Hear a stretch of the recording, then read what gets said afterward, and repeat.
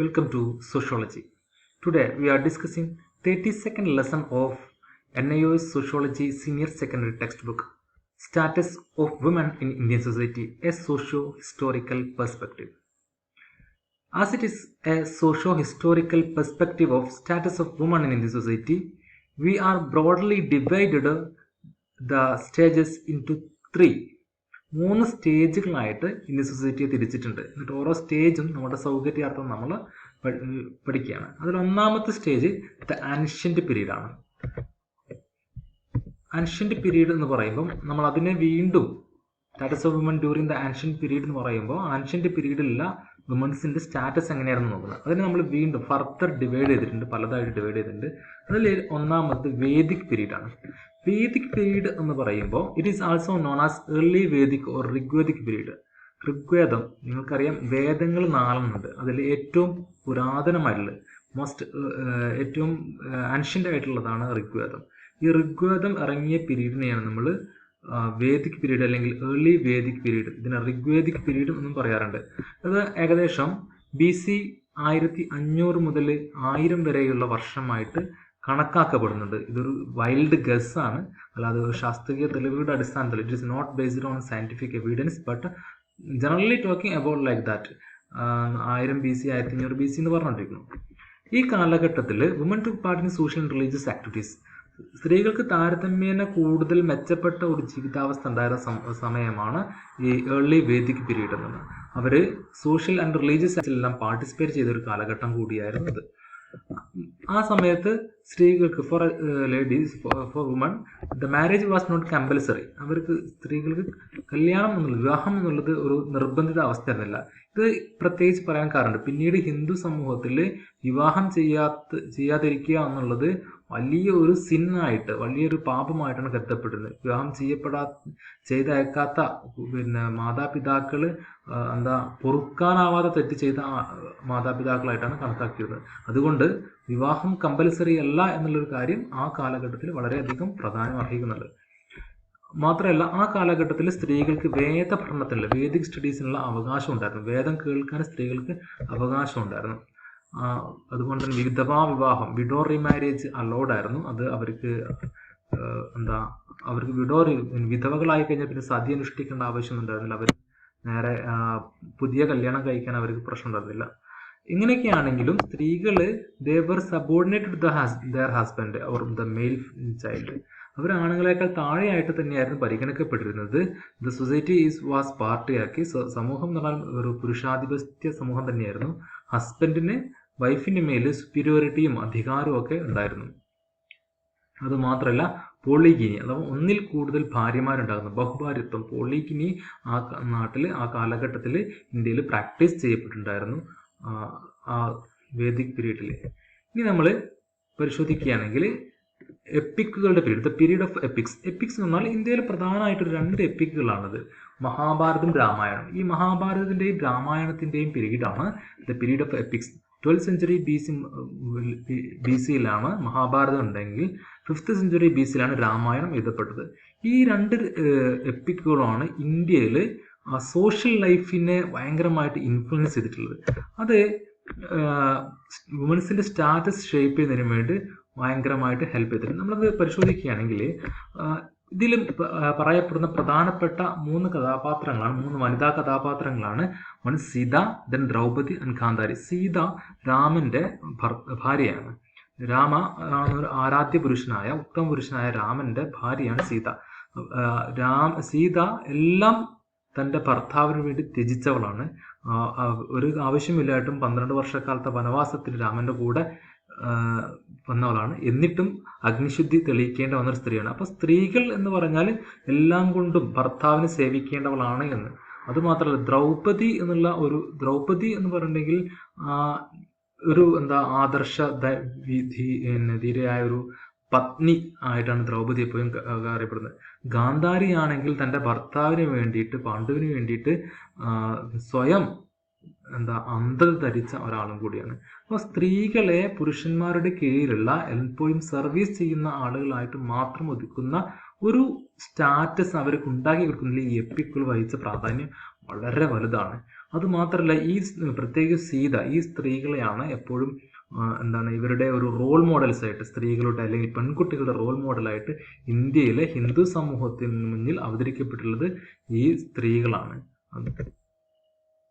അതുകൊണ്ട് തന്നെ ഈ എപ്പിക്കുകൾ സ്ത്രീകൾ വിമൻസിനെ സബ്ജുഗേറ്റ് ചെയ്യുന്നില്ലേ, അവരെ താഴ്ത്തുന്നതിൽ വളരെയധികം പങ്ക് വഹിക്കേണ്ടതായിട്ടുണ്ട്. ആൻഷ്യന്റ് ഇന്ത്യയുടെ ഒരു സ്ത്രീ വിവേചനത്തിലേക്കുള്ള മാർച്ചായിരുന്നു. സ്ത്രീ വിവേചനത്തിലുള്ള ഒരു പ്രയാണം ആരംഭിക്കുന്നത് ഈ പീരീഡ് ഓഫ് എപ്പിക്സിലാണ്. Ancient India's march to discrimination എന്ന് പറഞ്ഞാൽ ഇതാണ് ഒരു സ്ത്രീ വിവേചനത്തിലേക്കുള്ള അവരുടെ ഒരു പ്രയാണം ആരംഭിക്കുന്നത് ഈ സമയത്താണ്. അതിൽ കുറച്ചൊരു മാറ്റം ഉണ്ടാകുന്നത് ജൈനിസം ബുദ്ധിസം ഒക്കെ വരുന്ന സമയത്താണ്. നമുക്കറിയാം, നമ്മൾ ഇത് ജൈനിസം ബുദ്ധിസം ഒക്കെ പഠിക്കുന്ന സമയത്ത് പഠിച്ചിട്ടുണ്ട്. റിലീജിയസ് റിഫോം മൂവ്മെന്റുകളായിട്ടാണ് 6ാം നൂറ്റാണ്ടിൽ ജൈനിസവും ബുദ്ധിസവും ഒക്കെ വരുന്നത്. അതിൽ ഹിന്ദുമതത്തിൽ ഉണ്ടായിരുന്ന ഒരുപാട് തെറ്റുകളെ മാറ്റുക എന്നുള്ളതായിരുന്നു അവരുടെ ഒരു ലക്ഷ്യം.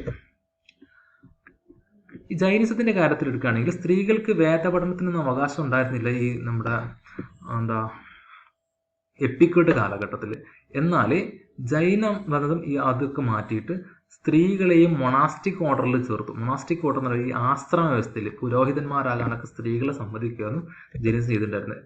ബുദ്ധിസം അതുപോലെ തന്നെ റിലീജിയസ് ഡിസ്കോഴ്സുകൾ സ്ത്രീകളെ പാർട്ടിസിപ്പേറ്റ് ചെയ്യാൻ സമ്മതിച്ചു. അതുമാത്രമല്ല ഈ സംഘം, സ്ത്രീകൾ ബുദ്ധമതത്തിന്റെ ഒരു പ്രധാനപ്പെട്ട പ്രത്യേകതയാണ് സംഘം. അവരുടെ ഒരു മൊണാസ്റ്റിക് ഓർഡറിനെയാണ് സംഘം എന്ന് പറയുന്നത്. ആ സംഘത്തിൽ സ്ത്രീകൾക്ക് മെമ്പർഷിപ്പ് ഉണ്ടായിരുന്നു. അവർക്ക് മങ്സ് ആവുന്നു. മങ്സ് പറഞ്ഞാൽ സന്യാസിനി എന്നാണ്. സന്യാസിനിയാവാൻ അവർക്ക് പെർമിഷൻ ഉണ്ടായിരുന്നു. അങ്ങനെ മങ്സ് കമ്പോസ് ചെയ്ത വചനങ്ങളിൽ കൂട്ടിച്ചേർത്ത പുസ്തകത്തിനാണ് തേരി കഥ എന്ന് പറയുന്നത്. ഇങ്ങനെ മങ്സുകൾ മാത്രം, വനിതകളായിട്ടുള്ള സന്യാസിനികൾ, ബുദ്ധ സന്യാസിനികൾ സംഘത്തിൽ ചേർന്ന ബുദ്ധ സന്യാസികൾ ചിട്ടപ്പെടുത്തിയ അവരുടെ വേദവാക്യങ്ങളാണ് തേരി കഥ എന്ന് പറയുന്നത്. ഇത് നമ്മൾ ബുദ്ധമതത്തിന്റെയും ജൈനമതത്തിന്റെയും കാര്യമാണ് പറഞ്ഞത്. അതേ സമയത്ത് തന്നെ ഹിന്ദുമതത്തിൽ എന്താണ് സംഭവിച്ചു കൊണ്ടിരുന്നത്? ജൈനിസത്തിന്റെയും ബുദ്ധിസത്തിന്റെയും കാലഘട്ടത്തിൽ, അഥവാ ലേറ്റ് വേദിക് പീരീഡ് എന്ന് വേണമെങ്കിൽ ഇതിനെ പറയാം. ഈ ലേറ്റ് വേദിക് പീരീഡിൽ വിമൻസ് സ്റ്റാറ്റസ് മൊത്തത്തിൽ ഇന്ത്യയിൽ ഡിറ്റീരിയോറേറ്റിംഗ് ആയിരുന്നു. ഡിക്രീസ് ചെയ്തോണ്ടിരുന്നു, താഴ്ന്നുകൊണ്ടിരിക്കുകയായിരുന്നു. ഏകദേശം 1500 BC, നമ്മൾ BC 5ാം നൂറ്റാണ്ട് മുതൽ 10ാം നൂറ്റാണ്ട് വരെയുള്ള കാലഘട്ടമാണ്. ബുദ്ധന്റെയും ജൈനന്റെയും കാലഘട്ടത്തിൽ ബുദ്ധമതത്തിലും ജൈനമതത്തിലൊക്കെ വലിയ മാറ്റങ്ങൾ ഉണ്ടായിട്ടുണ്ടായിരുന്നെങ്കിലും, പക്ഷെ ഈ ഹിന്ദുമതത്തിൽ അല്ലെങ്കിൽ ഇതര സമൂഹത്തിൽ ജൈനരും ബുദ്ധരും അല്ലാത്ത ആളുകൾക്കിടയിൽ വലിയ കാര്യമായിട്ടുള്ള മാറ്റം ഉണ്ടായിരുന്നില്ല. കാരണം സ്ത്രീകൾ ആ കാലഘട്ടത്തിൽ ഇംപ്യൂർ ആയിട്ട് വരെ പരിഗണിക്കപ്പെട്ടിരുന്നത്. ഈ ഇംപ്യൂർ എന്ന് പറഞ്ഞാൽ സ്ത്രീകൾക്ക് ചില കാലഘട്ടത്തിൽ ഉണ്ടാകുന്ന അശുദ്ധി, അവർ സ്ത്രീകളെ അശുദ്ധരാണ് എന്ന് ഗർഭാവസ്ഥയിലും അതുപോലെ ആർത്തവ സമയത്തൊക്കെ സ്ത്രീകൾക്ക് ഉണ്ടാകുന്ന ഇതിനെ അശുദ്ധമായിട്ട് കാണുകയും അവരെ മൊത്തത്തിൽ അശുദ്ധിയാണ്, സ്ത്രീകൾ അശുദ്ധിയാണെന്ന രീതിയിലേക്ക് സമൂഹം കാണാൻ ഇടവരികയും ചെയ്തിട്ടുണ്ട്. അതുപോലെ തന്നെ സ്ത്രീകളെ സാമൂഹികവും മതപരവുമായ ഒക്കേഷനിൽ നിന്ന് അവരെ മാറ്റി നിർത്തപ്പെട്ടു. They kept away from social and religious occasions and they were no right to lineage and family property. ഒരു തരത്തിലുള്ള പാരമ്പര്യത്തിനും അതുപോലെ കുടുംബ സ്വത്തിനും അവർക്ക് അവകാശം ഉണ്ടായിരുന്നില്ല. അതിൽ നിന്നെല്ലാം അവർ പുറന്തള്ളപ്പെട്ടു.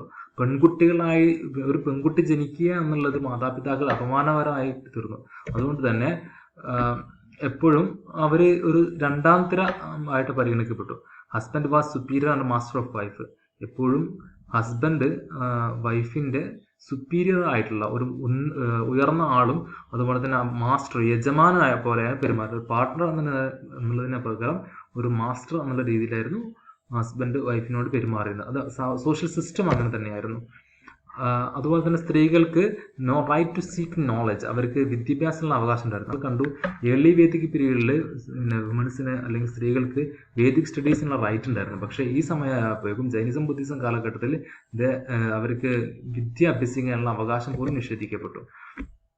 അവരുടെ ഒരു ഡ്യൂട്ടി, റിലീജിയസ് ആയിട്ടുള്ള ഡ്യൂട്ടി എന്ന് പറഞ്ഞാൽ, അല്ലെങ്കിൽ അവരുടെ സാൽവേഷൻ, മോക്ഷത്തിനുള്ള ഡ്യൂട്ടി എന്നാൽ അവർ ഹൗസ് ഹോൾഡ് വർക്ക് ചെയ്യുക, വീട്ടിലെ ജോലികൾ ചെയ്യുക, അതുപോലെ തന്നെ ഗിവ് ബർത്ത് ടു ചിൽഡ്രൻ, കുട്ടികൾക്ക് ജന്മം നൽകുക, അവരെ വളർത്തി കൊണ്ടുവരിക എന്നുള്ളതായിരുന്നു.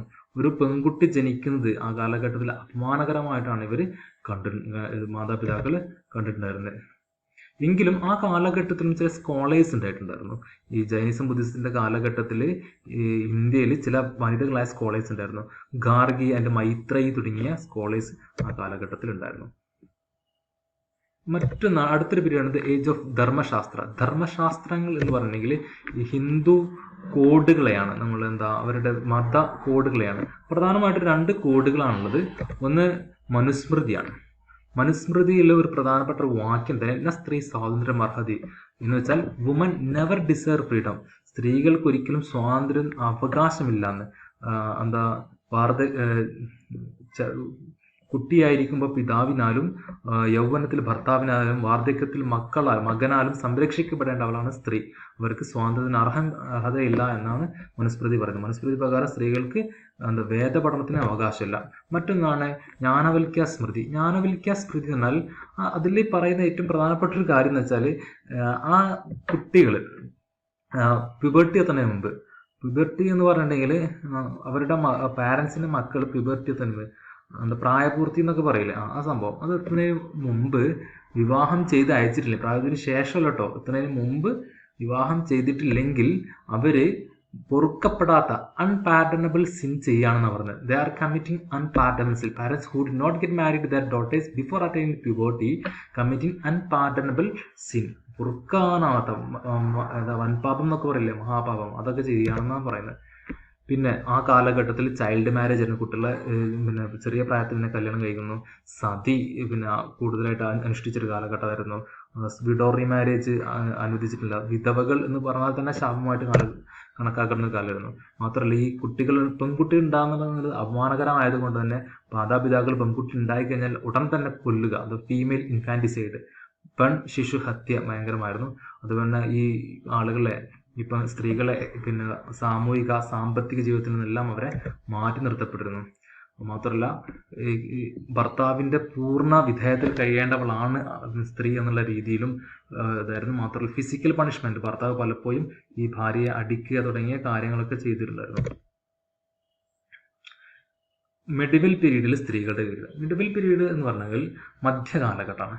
മധ്യകാലഘട്ടം എന്ന് പറയുമ്പോൾ തന്നെ 11ാം നൂറ്റാണ്ടിൽ മുസ്ലിം റൂളേഴ്സ് പേർഷ്യയിൽ നിന്ന് അല്ലെങ്കിൽ അഫ്ഗാനിസ്ഥാനിൽ നിന്നൊക്കെ മുസ്ലിം റൂളേഴ്സ് ഇന്ത്യയിൽ വരുന്നൊരു കാലഘട്ടമാണ് മധ്യകാലഘട്ടം എന്ന് പറയുന്നത്. അപ്പോൾ ആ കാലഘട്ടത്തിൽ ഇസ്ലാമിൻ്റെ ഒരു വരവ് മറ്റ് സമൂഹങ്ങളെയും സ്വാധീനിച്ചിട്ടുണ്ട്. പ്രത്യേകിച്ചും ഉയർന്ന ജാതി ഫാമിലികളെ. ഈ ഉയർന്ന ജാതി ഫാമിലികളെ സ്വാധീനിച്ചു എന്ന് പറയുമ്പം ഈ ഇസ്ലാമിക ഓർഡർ അനുസരിച്ച് സ്ത്രീകളൊക്കെ ഒരു സെപ്പറേറ്റ് ഭാഗങ്ങളാണ് അല്ലെങ്കിൽ സ്ത്രീകൾ പ്രത്യേകമായി പരിഗണിക്കപ്പെടേണ്ട ഒരു ആളുകളാണ് എന്ന രീതിയിൽ അവരെ ഹൗസ് ഹോൾഡിനകത്ത് മാറ്റി നിർത്തുന്ന സ്വഭാവമുണ്ട്. ഈ ഒരു സംഭവം തന്നെ സ്ത്രീകൾക്ക് ഉത്തരേന്ത്യയിലെ അപ്പർ കാസ്റ്റ് ഫാമിലീസിൻ്റെ ഇടയിലും വന്നിട്ടുണ്ട്. അത് പർദ്ദ സിസ്റ്റം എന്നുള്ളൊരു പുതിയ സമ്പ്രദായത്തിൽ തുടക്കം കുറിക്കേണ്ടായി. ഈ പർദ്ദ സിസ്റ്റം എന്ന് പറഞ്ഞെങ്കിൽ മുഖാവരണം ഇടുക, അല്ലെ സ്ത്രീകളെ മാറ്റി നിർത്തപ്പെടുക. ഈ നമ്പൂതിരി ഇല്ലങ്ങളൊക്കെ പണ്ടുണ്ടായിരുന്ന മറക്കുട സമ്പ്രദായം, അഥവാ എന്ന് വെച്ചാൽ പർദ്ദ മാത്രമല്ല അല്ലെങ്കിൽ തട്ടടുന്നത് മാത്രമല്ല, സ്ത്രീകളെ അകത്തളത്തിൽ ഇരുത്തുക എന്നാണ് പർദ്ദ സിസ്റ്റം കൊണ്ട് ഇതാക്കുന്നത്. ഈ മുസ്ലിങ്ങൾക്കിടയിൽ മാത്രമല്ല, മുസ്ലിങ്ങളുടെ ഇൻഫ്ലുവൻസും കൊണ്ട് അപ്പർ കാസ്റ്റ് ആയ എല്ലാ സമൂഹത്തിലും അതുണ്ടായിട്ടുണ്ട്. പിന്നെ മുസ്ലിങ്ങളുടെ ഒരു ഇതനുസരിച്ചിട്ട് മുസ്ലിങ്ങളുടെ നിയമങ്ങൾ എന്നുള്ള മുസ്ലിം പേഴ്സണൽ ലോ അനുസരിച്ചാണ്, ശരീഅത്ത് അനുസരിച്ചിട്ടാണ് അവരുടെ ഡൈവോഴ്സും അതുകൊണ്ട് ഇൻഹെറിറ്റൻസ് ഒക്കെ. മുസ്ലിം മാരേജ് എന്ന് പറഞ്ഞാൽ ഒരു കോൺട്രാക്റ്റ് ആണ്. അപ്പം അത് ആ ഒരു കോൺട്രാക്ട് എന്ന് പറഞ്ഞാൽ ഒരു കരാറ്, ആ കരാർ അനുസരിച്ചിട്ട് മുസ്ലിങ്ങൾക്ക് ഡൈവോഴ്സ് വളരെ ഈസിയാണ്. അതുകൊണ്ട് ഒരുപാട് ഡൈവോഴ്സുകൾ മുസ്ലിം സമൂഹത്തിൽ ഉണ്ടായിട്ടുണ്ട് എന്നാണ് പറയുന്നത്. അതുപോലെ തന്നെ ഈ സ്വത്തവകാശത്തിന്റെ കാര്യത്തിൽ സ്ത്രീകൾക്ക് ഇസ്ലാമിൽ സ്വത്തവകാശമുണ്ട് പലപ്പോഴും, പക്ഷേ മുസ്ലിം സമൂഹം ഒന്നും നൽകാറില്ല. ഉണ്ടെങ്കിൽ തന്നെ പകുതിയാണ് ശരീഅത്ത് അനുസരിച്ചിട്ട്. ശരീഅത്തിനെ കുറിച്ച് പലർക്കും അറിയാത്തതുകൊണ്ട് അവർ വൻതോതിൽ സ്ത്രീകൾ ചൂഷണം ചെയ്യപ്പെടാറും ഉണ്ട്. പിന്നെ സ്ത്രീകൾക്കിടയിൽ ചൈൽഡ് മാരേജ് കൂടുതലായിട്ടുണ്ട്. മാത്രമല്ല പോളിഗനി, ബഹുഭാര്യത്വം മുസ്ലിങ്ങൾക്കിടയിൽ വളരെയധികം കൂടുതലായിട്ട് കാണപ്പെടുന്നുണ്ട്. ഇതാണ് ഇന്ത്യയിൽ മിഡിവൽ പീരീഡിൽ ഇന്ത്യയിൽ മുസ്ലിങ്ങൾക്കിടയിലും അഥവാ ഇസ്ലാമിക ഭരണത്തിന് സമയത്തും കൂടുതലായിട്ട് ഈ സ്ത്രീകളുടെ ഒരു സ്റ്റാറ്റസ് എന്ന് പറയുന്നത്. പിന്നെ പ്രധാനമായിട്ടും മാസ്റ്റർ എന്ന് പറയുന്നത് ഇതിൽ മെയിൽ തന്നെയാണ്. മെയിൽ ഡൊമിനൻസ് ആണ് ഇസ്ലാമിക പീരീഡിലും അല്ലെങ്കിൽ മിഡിവൽ പീരീഡിലും ഉണ്ടായിട്ടുള്ളത്. പാട്രിയാർക്കിയാണ്, സ്ത്രീകൾക്ക് അല്ല, പുരുഷന്മാർക്കാണ് ലീനിയേജ്, അവരുടെ പാരമ്പര്യം, സ്വത്ത്, പിന്നെ എന്താ മക്കളുടെ പേരിന് ശേഷം ചേർക്കലൊക്കെ ഇവരെ തന്നെയാണ്, ആണുങ്ങളെ തന്നെയാണ്. നമ്മുടെ ഒന്നാമത്തെ ഭാഗം നമ്മൾ ഇവിടെ അവസാനിപ്പിക്കുകയാണ്. ഭഗവാൻ നമുക്ക് പിന്നെ അടുത്ത